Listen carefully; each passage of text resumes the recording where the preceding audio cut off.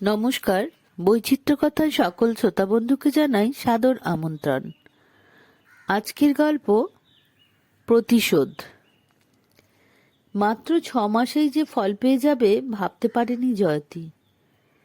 প্রদীপ তো কি নিজেও ভাবতে পেরেছিল 62 থেকে 94 হবে? বেশ লম্বা বলে বাইরের লোকেরা পার্থক্য অতটা ধরতে না পারলেও জয়তী জানে পুরনো প্যান্টগুলো আর কোমর পর্যন্ত উঠতে চাইছে না। দুটো নতুন প্যান্ট কিনেছে। আকবর মিয়াকে দিয়ে পুরনো 3টে কোমরের সেলাই খুলিয়েছে। এসবের জন্য কম কষ্ট করতে হয়নি জয়তীকে। রান্নার মাসিকে ছাড়িয়ে দিতে হয়েছে।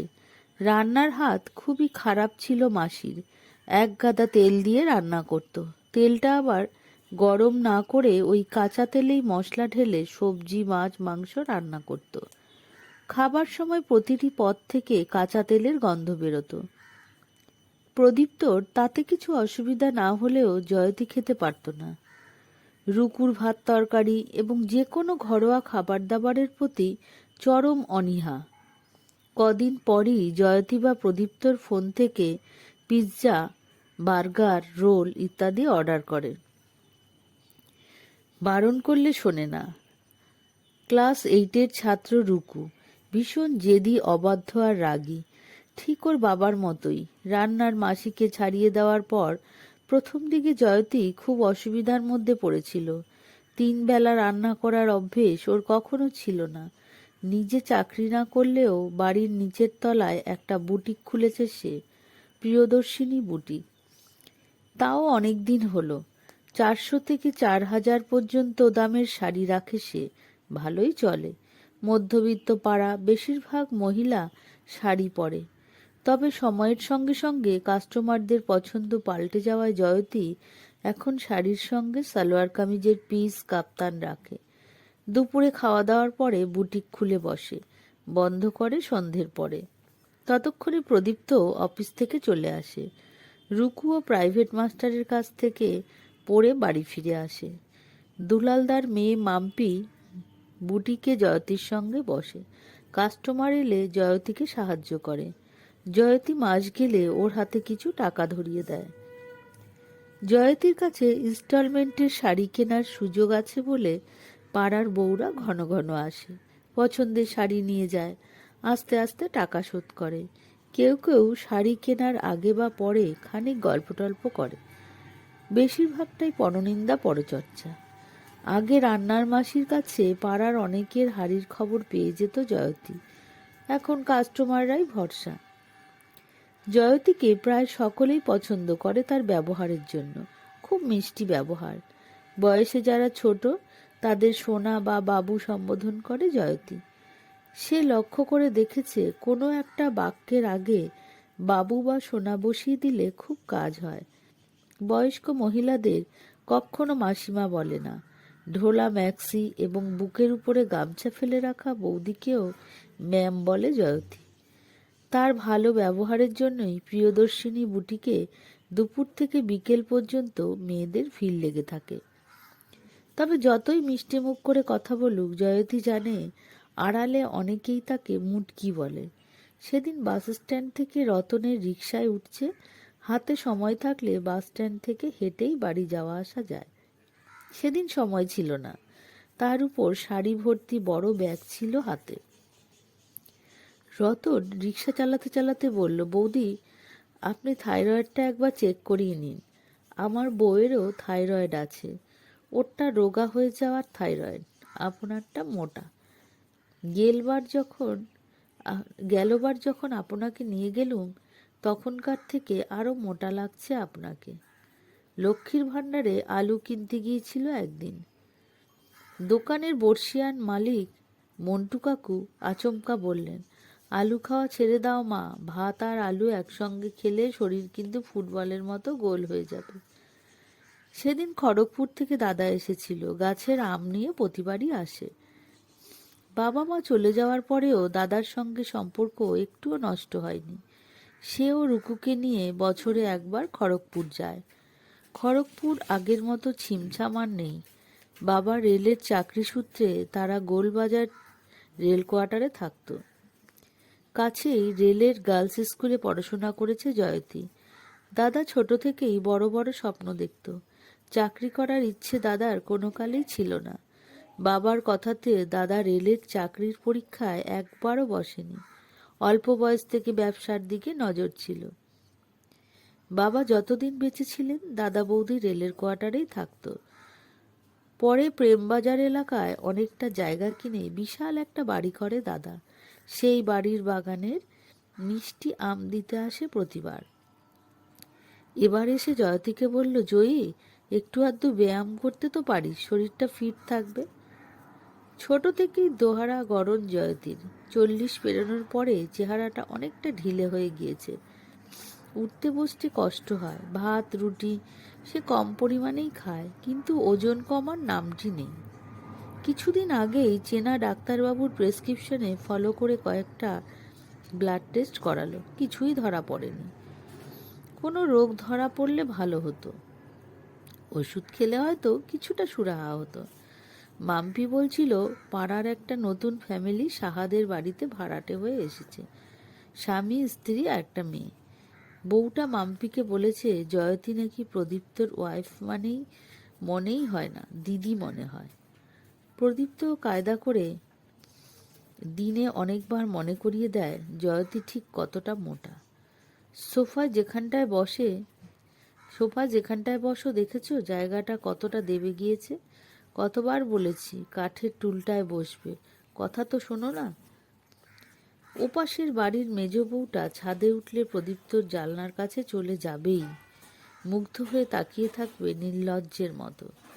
জয়তীর দিকে তাকিয়ে বলবে, ফিগারখানা দেখো, বাঙালি মেয়েদের এমন ফিগার মানায় না, বয়স বোঝা যায় না একদম। ঝগড়াঝাটির সময় স্ত্রী চেহারা নিয়ে খোঁটা দেয় প্রদীপ্ত, কান্না পায় ওর। তাহলে চেহারাটাই সব? মনের কোনো দাম নেই? মানুষটার কোনো মূল্য নেই? রান্নার মাসি আসার আগে ছেলের টিফিন প্রদীপ্তর ভাত ডাল মাছ ভাজা করে দিতে হয় জয়তীকে। সকালের দিকে এত তাড়া থাকে যে ঠিকমতো ব্রেকফাস্ট করা হয় না জয়তীর। চা আর দুটো বিস্কুট, কোনোদিনও রাতের বেঁচে যাওয়া রুটি গরম করে নিয়ে খায়। আরও দুবারির কাজ সেরে বেলার দিকে রান্নার মাসি আসে, তাকে সব বুঝিয়ে দিয়ে বাকি কাজ সেরে চান পুজো ইত্যাদি সব করে টরে। যখন দুপুরের খাওয়া খেতে বসে তখন বেলা 2-2:30 বেজে যায়। খিদেও পায় খুব, অনেকটা ভাত খাওয়া হয়ে যায়।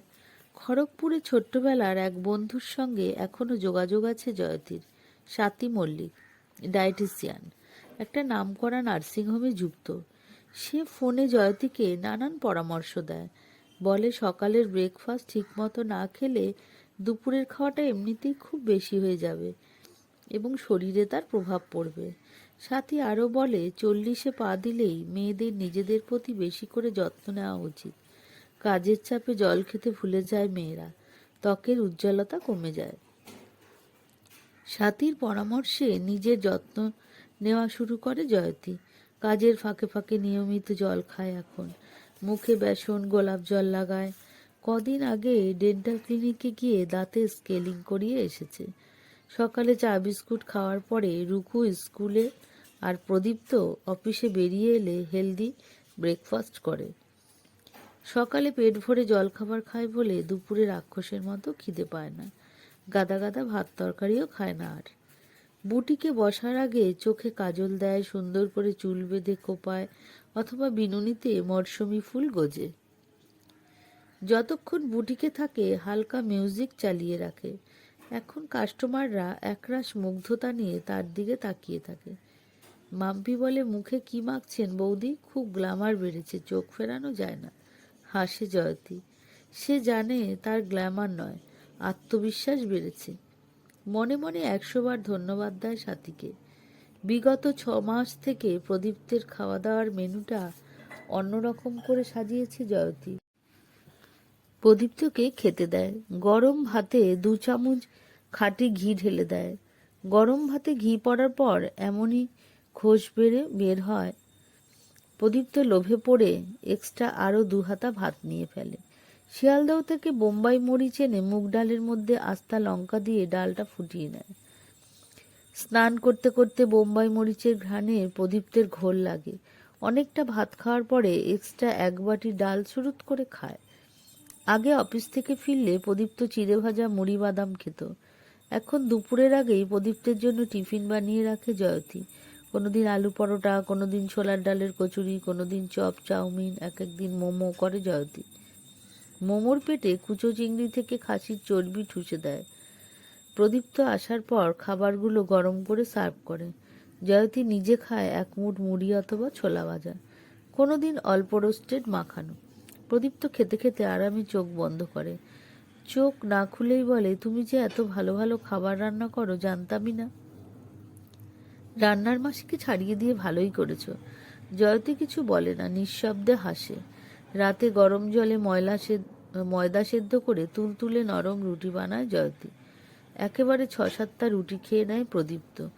শেষে গাজরের হালুয়া, সাবুর পায়েস খেয়ে ঘুমোতে যায়। এসব রান্নার ঝামেলায় জয়তী কষ্ট বাড়লেও মনের ভিতরের জ্বালানি অনেকটাই কমেছে। চোখের সামনে ফলাফল দেখে অনেকটা আলাদা রকমের আনন্দ অনুভব করছে জয়তী। আয়নায় নিজেকে দেখতে ভালো লাগে এখন। আয়নার জয়তীর সঙ্গে চোখে চোখ রাখতে এখন আর অস্বস্তি হয় না। এতদিন ধরে ফিগার মেনটেন করে আসা প্রদীপ্ত এখন থপথপ করে হাঁটে, কাজে যায়, বাড়ি আসে, খায়, ঘুমোয়। যখন পাশের বাড়ির মেজ বউটা শরীর বাঁকিয়ে চুরিয়ে ছাদে 1 ঘন্টা ধরে কাপড় মেলে, তখন প্রদীপ্ত আগের দিনের বেঁচে যাওয়া পায়েস মুড়ি দিয়ে মেখে খায়, অথবা আতশোয়া হয়ে ল্যাপটপে কাজ করতে করতে ঘুমিয়ে পড়ে। সেদিন রবিবার দুপুরে চরম খাওয়া খেয়ে প্রদীপ্ত গভীর ঘুমে আচ্ছন্ন। জয়তী বুটিকে শাড়ির উপরে দামের স্টিকার লাগাচ্ছিল। এসব কাজ মাম্পির সামনে না করে না জয়তী। হঠাৎ সদর দরজা খোলার আওয়াজ পেয়ে জয়তী ভাবল, এখন কি কারোর আসার কথা ছিল? নিচের তলায় ছিল বলে জয়তী বুটিকের পেছনের দরজা দিয়ে বেরিয়ে সদর গেটের কাছে গিয়ে দেখল একজন ভদ্রলোক দাঁড়িয়ে আছেন। জয়তী বলল, কাকে খুঁজছেন? প্রদীপদাকে একটু ডেকে দেবেন। এখন প্রদীপ নামের তো এখানে কেউ থাকে না। এই ঠিকানাই তো বলল। জয়তীর হাতে এক টুকরো কাগজ ধরিয়ে দিল লোকটি। জয়তী পড়ে দেখল এই বাড়ির ঠিকানা, কিন্তু নামটা তো মিলছে না। অবশ্য এ পাড়াতে প্রদীপ নামের 3-4 জন মানুষ বাস করে, তাদের মধ্যে একজন হবে হয়তো। জয়তীকে চুপ করে থাকতে দেখে লোকটি বলল, যাকে খুঁজছি তিনি বিশাল মোটা। জয়তী একটু হাসল। নামটা ভুল বললেও আপনি ঠিক বাড়িতে এসেছেন। আপনি দাঁড়ান, আমি প্রদীপ্তকে ডেকে দিচ্ছি। গল্পটা এখানেই শেষ করলাম। আমার এই গল্পটা যদি তোমাদের ভালো লেগে থাকে বন্ধুরা, তাহলে অবশ্যই আমার চ্যানেলটিকে সাবস্ক্রাইব করতে ভুলো না, আর লাইক, কমেন্টও শেয়ার করে দিও।